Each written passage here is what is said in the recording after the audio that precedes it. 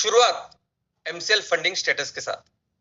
दोस्तों, एमसीएल जिस संस्था से फंड ले रही है, हमारा फंडिंग पार्टनर, हमारी संस्था, उस संस्था के संस्थापक, प्रमुख व्यक्ति, उस संस्था के बैकबोन वो हाल ही में गुजर गए, जिसके वजह से पिछले कुछ दिन ये संस्था काम नहीं कर रही थी। लेकिन इस हफ्ते से अभी उन्होंने सब कुछ अपना कामकाज शुरू कर दिया है। हम ऑलरेडी ट्रांजैक्शन फेज में हैं, रिसीविंग फेज में हैं। हम जल्दी ही ये ट्रांजैक्शन पूरा करेंगे, ये फंडिंग हमारे पूरे परिवार के लिए लाएंगे। और दोस्तों, ये पहला ट्रांच ही इतना अच्छा है, इतना बड़ा है कि हम इसके साथ हमारे सभी प्रोजेक्ट्स, सभी एमसीएनजी एमकोल प्रोजेक्ट्स वो तो पूरे करेंगे ही, वो तो शुरुआत करेंगे ही, लेकिन उसी के साथ साथ हमारे परिवार के जितने भी उद्योजक हैं, हर उद्योजक के लेवल पे, हर सदस्य के लेवल पे हमें बिजनेस एक्टिविटीज की शुरुआत करनी है, वो हम इस फंडिंग के साथ करेंगे दोस्तों। लेकिन जिससे जैसे जैसे ये फंडिंग डिले होता है, इसको टाइम लग रहा है, तो कई सारी चुनौतियों का या मुश्किलों का सामना हम कर रहे हैं। हमारे साथ कई सारे ऐसे उद्योजक भी हैं जो काफी मुश्किलों से गुजर रहे हैं इस डिले की वजह से। लेकिन दोस्तों, एक बात मैं आपको बोलना चाहता हूं कि ये जो फंडिंग के लिए, ट्रांजैक्शन के लिए जो डिले हो रहा है, इसके लिए सबसे ज्यादा अगर किसी को प्रॉब्लम हो रही है, कॉन्सिक्वेंसेस हो रहे हैं, मुश्किलों का सामना कर रहे हैं, वो सबसे ज्यादा वो लोग हैं एमसीएल के मैनेजमेंट। दोस्तों, बहुत ज्यादा, यानी किसी कुछ कुछ चीजें तो ऐसी हो रही है कि जिनकी कभी भी उम्मीद नहीं की थी, कभी सोचा नहीं था कि ऐसा कुछ होगा, और ये सब कुछ हो रहा है, ये हम फेस कर रहे हैं, हम इससे गुजर रहे हैं। और ये बात आज की नहीं है, हम पिछले ऑलमोस्ट 9 महीने, जनवरी से बात की शुरुआत हुई, 9 महीने पूरे हो चुके हैं, हम इस परिस्थिति से गुजर रहे हैं। लेकिन ये परिस्थिति, ये जो लायबिलिटीज है जिसकी वजह से ये इश्यूज है, कुछ लीगल चीजें हैं, ये जो है, ये जो इश्यूज जिस अमाउंट के लिए है या जिस लायबिलिटीज के लिए, लायबिलिटीज बहुत लिमिटेड है। हमारा एमसीएल परिवार, हमारी संस्था इतनी बड़ी बन गई है कि उसके सामने ये जो लायबिलिटीज है बहुत लिमिटेड है। अगर हमें चाहिए कि ये जल्द से जल्द इस चीजों से छुटकारा पाए, सुकून से, आराम से रहे, अगर हम ऐसे चाहे तो हमारे सामने कई सारे ऑप्शंस है, और आज नहीं, डे 1 से है। अगर हम चाहते तो जनवरी फरवरी में ही ये सब कुछ पूरा कर देते आराम से, और आराम से गहरी अच्छी नींद सो सकते थे। लेकिन जब भी ऐसा कुछ करना हो, यानी तब भी कर सकते थे, आज भी कर सकते हैं, ऐसा सब कुछ है। लेकिन जब भी कोई डिसीजन लेना होता है तो हमारे सामने दो चीजें होती है। एक तो ये चैलेंजेस, ये मुश्किलें जो है उस लायबिलिटीज की वजह से, और दूसरी जगह है वो जिम्मेदारी। वो जिम्मेदारी जो 10,000 से भी ज्यादा उद्योजकों के लिए है, वो जिम्मेदारी जो 34 लाख हमारे किसान या हमारी जो परिवार है उनके लिए है। तो जब भी कुछ काम करना होता है, जब भी कुछ डिसीजन करना होता है, तो हमारे सारे सिर्फ और सिर्फ ये जिम्मेदारी आती है। हमें जिम्मेदारी लेनी है इनके भविष्य की, हमें जिम्मेदारी लेनी है हमारे किसानों को सशक्त करने की, हमें जिम्मेदारी लेनी है कि महिलाओं को सशक्तिकरण करने की। हमारा हर प्रदेश सुजलाम सुफलाम कैसे हो, ज्यादा से ज्यादा आर्थिक और सामाजिक विकास कैसा हो, वो जो जिम्मेदारी ली है ना, पहली उसकी सोच आती। और इसलिए कभी भी किसी भी मुश्किल में, किसी भी वक्त अगर कोई निर्णय लेना होता तो हम आसानी से इमीडिएटली निर्णय लेते, और कभी भी ऐसी चीजों की परवाह नहीं करते जो इमीडिएटली हमें रिलीफ दे, हमें प्लेजर दे, हमें इस प्रॉब्लम से दूर करे। नहीं, हम हमेशा याद रखते ये पर्पस, किस पर्पस के लिए शुरू की, पिछले 20 सालों से किस चीज के लिए हम काम कर रहे हैं, पिछले इन सालों से कैसे हर दिन रात इस पर्पस के लिए, इस उद्देश्य के लिए, मकसद के लिए काम किया, वो मकसद पूरा होना चाहिए।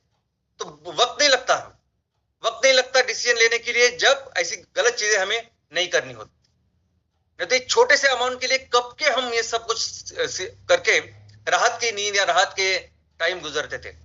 लेकिन हमारे लिए इतना सिंपल है, जैसे मानो स्कूल में, कॉलेज में वो जो पीरियड होता है, वो 5, 7 साल, 8 साल का पीरियड होता है ना, उस पीरियड में बच्चे या हमारे युवा क्या करते हैं बहुत इंपॉर्टेंट होता है कि आने वाले लाइफ में वो क्या करेंगे, आने वाला वक्त, आने वाली लाइफ उनके लिए कैसी होगी, वो डिपेंड करता है कि वो अपने उस दिनों में, उन दिनों में क्या करते हैं। वो जो इंपॉर्टेंट 5, 7, 8 साल होते हैं, 10 साल होते हैं, उसमें क्या करते हैं। बहुत सारे बच्चे हो सकते हैं कि उनको इमीडिएट प्लेजर जिसमें मिलता है, जिसमें आनंद मिलता है, वो शायद उसमें ज्यादा वक्त अपना गुजारे। लेकिन कुछ बच्चे ऐसे होते हैं जिन्हें पता होता है कि उनका लक्ष्य क्या है, उनको पता होता है कि उनको करना क्या है, क्या बनना है, उनका पैशन क्या है। और उस टाइम फिर वो मेहनत करते हैं, उस 5-7 साल मेहनत करते हैं, वो उस छोटे छोटे जो मिलने वाले जो आनंद होते हैं उसमें मजा नहीं लेते, पूरी मेहनत करते हो, फिर जिंदगी भर मजे लेते, जिंदगी भर उनको आनंद मिलता है। और आनंद इसलिए नहीं मिलता है कि उनको ज्यादा ज्यादा पैसे मिलते हैं, ज्यादा पैसे तो मिलते ही है ऐसे बच्चों को, ऐसे युवाओं को जो अपने लक्ष्य के लिए काम करते हैं।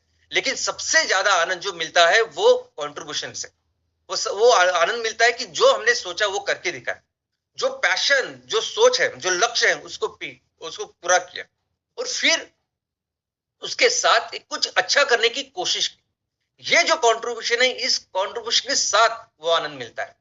तो दोस्तों, ये जो कुछ वक्त चल रहा है, अभी कुछ दिनों से हम लोग जिस बदलाव से गुजर रहे हैं, भले ही इसमें कुछ भी प्रॉब्लम्स आए, अड़चनी आए, चैलेंजेस आए, कुछ अनसीन ऐसे प्रॉब्लम्स आए, सर्कमस्टेंसेस आए, लेकिन फिर भी हम बहुत मेहनत करते हैं, बहुत मेहनत करते हैं, इससे गुजर रहे हैं, क्योंकि हमको पता है कि वो हमारा जो लॉन्ग टर्म, जो हमारा पर्पस है, वो ज्यादा इंपॉर्टेंट। और ये तो समय अभी ये तो खत्म ही होने वाला है, एक बार फंडिंग हो जाएगी तो ये पूरी चीजें बदलने वाली है। लेकिन सोचिए, इस जिस जिम्मेदारी को हमने सोचा है, लिया है, और जिस जिम्मेदारी के साथ ये काम कर रहे हैं, उस जिम्मेदारी को जब हम पूरा करेंगे तो कितनी खुशी मुझे ही नहीं, हमारे परिवार को, सबको मिलेगी। और दोस्तों, ये जो टफ टाइम होता है ना, ये जो मुश्किलों का समय होता है, ये जो चैलेंजेस का समय होता है ना, ये कभी कभी वरदान स्वरूप आता है, ये आशीर्वाद की तरह आता है। क्योंकि ये जो टाइम आता है ना, जिसमें भले ही आपको ऐसी मुश्किलें देखनी पड़ी, ऐसी चीजें देखनी पड़ी जी जो कभी आपने सोचा नहीं था, उम्मीद नहीं की थी, ऐसी अचानक बहुत बड़ी बड़ी कठिन ऐसी चीजें तैयार होती है, ऐसी परिस्थितियां तैयार होती है। लेकिन उस परिस्थितियों को जब उनका सामना हम करते हैं, उसमें से जब आप निकल के आते हो, उसके बाद उस पूरे प्रोसेस में आपको पता चलता है आपकी क्षमता के बारे में, आपकी जो अंदर की स्ट्रेंथ है, आपकी जो अंदर की ताकत है, क्षमता है, कैपेबिलिटी है, एबिलिटी है, वो निकल के आती। आप क्या कर सकते हैं इसके बारे में शायद हमको अंदाजा ही नहीं रहता। जब तक ऐसी परिस्थितियों से हम गुजरते नहीं, आप हमें समझ ही नहीं आता कि हमारे अंदर क्या है, क्या कर सकते हैं हम, किधर जा सकते हैं हम, क्या एबिलिटी और क्या कैपेबिलिटी हमारी हो सकती है। ये सब निखर के आता है ऐसी परिस्थितियों में। तो ये जो परिस्थितियां होती है, ये भी बहुत मूल्यवान, बहुत इंपॉर्टेंट होती है लाइफ में। इनफैक्ट ये जो परिस्थिति, यही हमको बहुत नेक्स्ट लेवल का इंसान या व्यक्ति बनाती है। दोस्तों, हम सभी निर्जीव वस्तु के बारे में जानते हैं, निर्जीव वस्तु के बारे में जानते हैं कि अगर किसी पत्थर का मूल्य बेहतर करना है तो उसको बहुत सारे उसको तराशना पड़ता है, उससे वो मूर्तियां तैयार करनी पड़ती है, बाद में फिर उसका मूल्य बढ़ता है। अगर कोई कोयला है, उसको हीरा बनाना है तो उसको बहुत भयंकर प्रेशर, टेम्परेचर सबसे गुजरना पड़ता है, तब जाके वो हीरा बनता है। और वैसी परिस्थिति मोती की भी वैसे ही बनता है।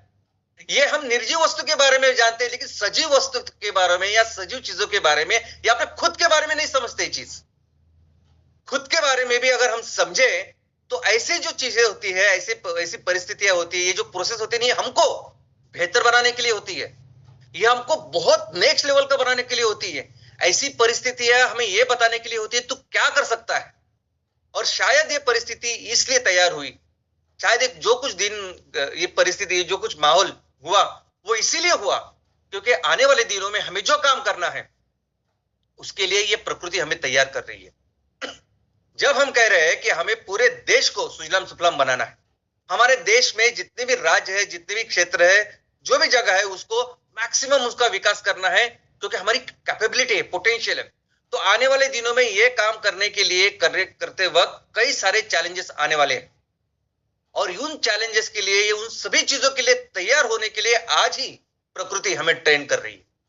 और दोस्तों, वो समय ज्यादा दूर नहीं है। अभी ये फंडिंग होने के बाद ये बहुत नेक्स्ट लेवल पे हम हमारी संस्था, हमारी फैमिली, हमारे एमसीएल को लेके जाएंगे। और दोस्तों, ये क्या होता है, ये परिस्थिति इसलिए भी जरूरी होती है ना कि इस परिस्थिति में पता चलता है कौन आपके साथ खड़ा है। इस परिस्थिति में पता चलता है कि कौन वो लोग हैं कि जिनके ऊपर आप पूरा भरोसा कर सकते हैं। और फिर ऐसी परिस्थिति में तैयार होती है वो स्ट्रॉन्ग टीम, वो लोग जिनके साथ एक बहुत बड़े साम्राज्य का निर्माण किया जा सकता है। वो लोग, ऐसे ही लोगों के साथ छत्रपति शिवाजी महाराज ने वो स्वराज्य बनाया था, और शायद वैसे ही हम एक बहुत बड़ा बदलाव करेंगे। और ऐसी टीम बनती है, बन गई है। और दोस्तों, बहुत ही जल्द ये फंडिंग होने के बाद हम अपनी संस्था को, एमसीएल को बहुत बड़े लेवल पे लेके जाएंगे। हम अपने देश को, हमारे देश की आर्थिक और सामाजिक जो प्रगति है उस पर बहुत बड़ा कंट्रीब्यूशन आने वाले दिनों में एमसीएल का होगा। दोस्तों, आप सभी को नवरात्रि की बहुत बहुत शुभकामनाएं। कल से नवरात्रि की शुरुआत हुई है। नवरात्रि वैसे तो पूरी दुनिया में एक बहुत बड़ा ऐसा त्योहार है, लेकिन हमारे देश में तो बहुत सबसे बड़े त्योहारों में से एक त्योहार है। हमारे देश में हर जगह, हर पार्ट में इसको मनाया जाता है। वैसे तो 9 दिन नवरात्रि के पीछे क्या स्टोरी है वो तो है ही, वो तो स्टोरी वगैरह है ही, लेकिन इस नवरात्रि में हम बेसिकली इन 9 दिनों में हम स्त्री तत्व की पूजा करते हैं, उसको सेलिब्रेट करते हैं। दोस्तों, स्त्री तत्व यानी सिर्फ मनुष्य के लिए पुरुष और स्त्री, वो सिर्फ उनका सेलिब्रेशन नहीं है या उनकी पूजा नहीं है। स्त्री तत्व हर एक जगह है। स्त्री तत्व इस पूरे यूनिवर्स में है। इसमें हर एक लिविंग यानी सजीव, चाहे वो वनस्पति हो या प्राणी हो, हर में पुरुष और स्त्री ऐसे तत्व होते हैं। तो ये जो स्त्री तत्व है ना, उसकी पूजा, उसका सेलिब्रेशन बेसिकली 9 दिनों में हम करते हैं। दोस्तों, जैसे आप देखें, कल पहला दिन था और पहला दिन जो होता है, उस पहले दिन में माँ शैलपुत्री देवी, इसकी पूजा की जाती है। अभी शैलपुत्री का मतलब क्या है?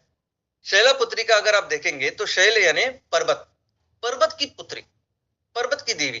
दोस्तों, ये जो बेसिकली पहला दिन है ना, ये हमारी प्रकृति के लिए होता है।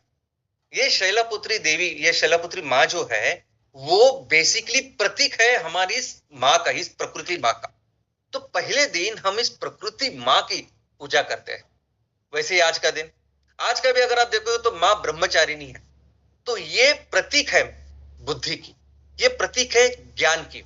और दोस्तों, मैं हमेशा मानता हूं, ये मेरी पर्सनल थिंकिंग है कि महिलाओं को, उनको ज्यादा बुद्धि होती है पुरुषों से। इनफैक्ट आप देखोगे ना कि बच्चे भी जब बड़े होते हैं ना, तो लड़कियां ज्यादा जल्दी मैच्योर होती है, ज्यादा सूझबूझ उनमें जल्दी आती है। एक 10 साल का लड़का, 10 साल की लड़की अगर आप देखोगे तो उस बच्ची में आपको ज्यादा सूझबूझ नजर आएगी। ये प्रकृति है, ऐसा मेरा मानना है। तो दोस्तों, ये तो 9 दिन हम अलग अलग स्त्रियों की शक्ति, स्त्री तत्व की शक्ति, उनकी पूजा करते हैं। लेकिन हमारे रियल लाइफ में, असली जीवन में भी कई सारी ऐसी महिलाएं होती है जो इतना बड़ा कंट्रीब्यूशन करती है, इतना बड़ा, इतना समाज के लिए, लोगों के लिए, देश के लिए या भविष्य के लिए इतना सब कुछ करती है, इतना समर्पण करती है कि वो हमारे लिए हमेशा के लिए देवी बन जाती है। और वो सच में देवी, यानी हमारे आप जैसे ही महिलाएं, व्यक्ति, वो सच में देव बनने जितने काम करती है। और इतना आसान नहीं होता, ये आसान नहीं होता उस लेवल पे जाना, आसान नहीं होता। वो बहुत संघर्षों से गुजरती है, वो बहुत ज्यादा, हम सोच भी नहीं सकते ऐसी चीजों से गुजरती है, काम करती है, मेहनत करती है अपने पर्पस के लिए, उस कंट्रीब्यूशन के लिए। और बाद में वो उस लेवल पे जाती है, वो उतना बड़ा कंट्रीब्यूशन कर पाती है समाज में कि आने वाले दिनों में फिर सालों साल उनकी देवी करके पूजा होती है। और ऐसी एक देवी मैं आपके सामने रखना चाहता हूं, और वो है सावित्री देवी। सावित्री देवी फुले और फातिमा शेख, ये 2 देवियां ऐसी देवियां है कि जिनकी आने वाले सदियों तक इनकी पूजा की जाएगी। ये एक्चुअली देवियां है। दोस्तों, इन्होंने जो कंट्रीब्यूशन किया है महिलाओं के लिए, लड़कियों के लिए, ये इतना महत्वपूर्ण है कि आज हम जो देख रहे हैं ना, महिलाओं की प्रगति, आज कोई भी ऐसा क्षेत्र नहीं है कि जहां महिलाएं पीछे है। इनफैक्ट कई सारे ऐसे क्षेत्र है कि जहां महिला पुरुषों से बहुत बेहतर काम कर रही। आज कोई भी ऐसी जगह नहीं है जहां महिला जा नहीं सकती। राष्ट्रपति, पंतप्रधान से लेकर कोई भी पद हो, कोई भी सरकारी सेवा या कुछ भी हो, जहां महिला आज भी कुछ करती, सब कुछ कर सकती है। और हमारे देश में इसकी जो पहल शुरू की, हमारे देश में ये सब कुछ शुरू हुआ, और आज हम जिस परिस्थिति में, उसकी शुरुआत जिन्होंने की, ये वो देवियां है। वो देवियां सावित्री देवी फुले और फातिमा शेख। दोस्तों, जब इन्होंने शुरुआत की तो परिस्थिति बिल्कुल अच्छी नहीं थी। इन्होंने जब शुरुआत की, कई सारे ऐसी जगह थी, कई सारे ऐसे क्षेत्र थे, ऐसे काम थे जो महिला बिल्कुल नहीं कर सकती थी। महिला को अलाउड ही नहीं था, स्त्रियों को अलाउड ही नहीं था। बहुत बेसिक चीजें थी जो as a human, as a मनुष्य करके होनी चाहिए थी, लेकिन बिल्कुल अलाउड नहीं था। ऐसी परिस्थिति में वो समाज था, और ऐसे समाज में फिर इन देवियों ने शुरुआत की। दोस्तों, इन देवियों ने उस टाइम में काम की शुरुआत की जब शिक्षा यानी लड़कियां पढ़नी ही नहीं चाहिए, लड़कियों का काम ही नहीं है पढ़ना, बिल्कुल नहीं। लड़कियों को पढ़ के क्या करना है? जितने भी स्कूल थे, जितने भी अच्छे स्कूल थे, कुछ कुछ जगह में लड़कियां पढ़ाई जाती थी अपवादात्मक परिस्थिति में, बहुत ही अपवाद। ऐसे सामाजिक ओपनली तो बिल्कुल ही नहीं, लेकिन लड़कियां पढ़ाना बिल्कुल जरूरी नहीं है, बिल्कुल कोई जरूरत भी नहीं है और पढ़ाना नहीं चाहिए।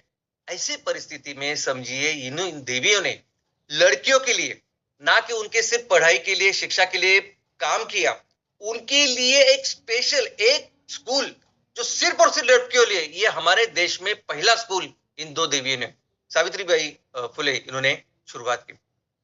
और दोस्तों ये बहुत ही डिफिकल्ट था। आज हम सिर्फ उनकी कथा या बात कर रहे हैं, उनकी कहानी सुन रहे हैं, आज हमको शायद ये सिंपल लग सकता है, लेकिन ये बिल्कुल बिल्कुल सिंपल नहीं था। ये बहुत ही ज्यादा मुश्किल काम वो था। इनफैक्ट ये जब उन्होंने काम की शुरुआत की, ये इनको इतने सारे लोगों ने उनको धिक्कारा। वो अपने पति के साथ, महात्मा ज्योतिराव फुले, इनके साथ जिस घर में रह रहे थे, ये एकत्र कुटुंब पद्धति या जॉइंट फैमिली जिसे कहते हैं, वो जॉइंट फैमिली में रह रहे थे। और वहां उनके ससुर ने उनको सिर्फ इस वजह से निकाल दिया घर से कि आप बिल्कुल लड़कियों को पढ़ा नहीं सकते, आपको इधर रहना है तो आपको प्रॉपरली रहना पड़ेगा, क्योंकि हर एक व्यक्ति, हर एक घर उसके समाज में चीतू हो रही थी। ऐसी परिस्थिति में वो समाज ने किया था, क्योंकि वो लड़कियों के लिए पढ़ाने की कोशिश कर रही थी। और ऐसी परिस्थितियों में फिर वो निकल के महात्मा ज्योतिराव फुले अपने अच्छे दोस्त उस्मान शेख के पास गए। उस्मान शेख के उनके घर में उनकी बहन रहती थी, फातिमा शेख। उन्होंने सबसे पहले तो अपनी जगह दी स्कूल की फिर से शुरुआत करने के लिए, तो स्कूल की शुरुआत हुई। लेकिन फातिमा शेख, इन्होंने आने वाले दिनों में अपनी पूरी जिंदगी इस अच्छे मकसद के लिए खर्च की। वो हमारे देश की पहली मुस्लिम शिक्षिका है। लेकिन उन्होंने जो काम किया इन दोनों ने मिलकर, हम सोच भी नहीं सकते, ऐसी मुश्किल परिस्थिति से निकल के इन्होंने काम किया। दोस्तों, सावित्रीबाई फुले जब भी निकलती थी घर से स्कूल जाने के लिए, क्या क्या नहीं किया होगा लोगों ने, क्या सोच सकते हैं आप थोड़ा सा विजुअलाइज कीजिए कि वो अपने थैली में एक एक्स्ट्रा साड़ी लेके जाती थी। लोग ना कि सिर्फ गाली गलौज करते थे, स्त्री को गाली गलौज तो करते ही थे, उबलता हुआ पानी, गोबर, गंदगी, कीचड़ फेंकते थे। क्या सोच सकते हैं हम लोग? और ये महान देवी ऐसे ही परिस्थिति में स्कूल तक जाती, साड़ी बदलती, दूसरी साड़ी डालती, लेकिन बच्चों को पढ़ाती। तो ये होता है संघर्ष, ये वो चीज होती है जिससे निकलते हैं। और इतनी मेहनत, यानी कितनी भी प्रॉब्लम आए, कुछ भी हो, लेकिन वो अपना मकसद, अपनी रिस्पॉन्सिबिलिटी या जो उन्होंने तय किया होता है, जो उद्देश्य के साथ उन्होंने शुरुआत की होती है, उस उद्देश्य को नहीं वो बोलते। और फिर इसकी वजह से होता है वो कंट्रीब्यूशन, इसकी वजह से वो समाज में वो बदलाव कर पाती है कि जिसकी वजह से आने वाले दिनों में सदियों तक सब लोग उनकी देवी करके पूजा करते हैं। और दोस्तों, इनकी जब कहानी हम पढ़ते हैं, कहानी समझते हैं, तो हमको लगता है, यानी मुझे तो इतनी प्रेरणा मिलती है, मुझे खुद को लगता है कि ये इतना इन्होंने किया है, इतना कुछ सहन किया है, और कुछ किस चीज के लिए मुझे बताइए? पैसे या खुद के लिए कुछ नहीं था, कुछ अच्छा करने के लिए, लोगों के लिए किया। अब इन्होंने इतना कुछ किया तो हम तो ये कर ही सकते हैं ना। हम सिर्फ अपने छोटे सा कंफर्ट मिले, हम इस प्रॉब्लम से छूट जाए, इसलिए गलत चीज लेके या गलत कुछ सोल्यूशन लेके हम अपनी जिम्मेदारी से मुंह नहीं मोड़ सकते। तो ये जो ठीक है, ये संघर्ष का टाइम है, ये ऐसा पीरियड है जो ऑब्वियसली अभी जल्दी खत्म होने वाला है, लेकिन इसमें ये करने की प्रेरणा, कुछ अच्छा करने के अपने मकसद के ऊपर फोकस रहने की प्रेरणा हमें ऐसी देवियों से मिलती है। और बस यही हमें करना है। दोस्तों, ये जो चैलेंजेस है ना, ये ऐसे समय जब आप अपने अपने ध्येय के ऊपर, लक्ष्य के ऊपर फोकस होते हैं ना, तब ये सब जो पीरियड होता है ना, ये आपको बेसिकली ट्रेनिंग पीरियड है। ये ट्रेनिंग पीरियड है कि हमको अभी नेक्स्ट लेवल के लिए तैयार होना है। बस ऐसे ही समझ के हम सभी लोग काम करते, मेरी टीम में, हमारे पूरे परिवार में जो भी लोग काम कर रहे हैं ना, वो यही समझ के काम कर रहे हैं कि अभी हम ट्रेन हो रहे हैं बड़े काम के लिए, ट्रेन हो रहे हैं एक बड़ा मकसद, एक बड़ी चीज हासिल करने के लिए, हमारे लक्ष्य के लिए। और हमारा लक्ष्य है कि हमें अपने देश को फिर से दुनिया की सबसे बड़ी अर्थव्यवस्था बनानी। हमें हर राज्य को, यानी अंदाजा ही नहीं है, लेकिन आप जो भी राज्य समझेंगे उस हर राज्य का जो पोटेंशियल है ना, उसकी पढ़ाई की है हमने। और उस जब उस पोटेंशियल तक लेके जाएंगे ना, अपने आप अपना देश दुनिया की सबसे बड़ी अर्थव्यवस्था बनेगा। और सिर्फ अर्थव्यवस्था नहीं बनेगा, हर क्षेत्र में हम पूरी दुनिया का नेतृत्व करेंगे। हम मिलकर वो काम करेंगे कि हमारा देश फिर से दुनिया के उस स्थान पे जाए जहां वो दुनिया का नेतृत्व करे। जय हिंद, जय एनसीआर।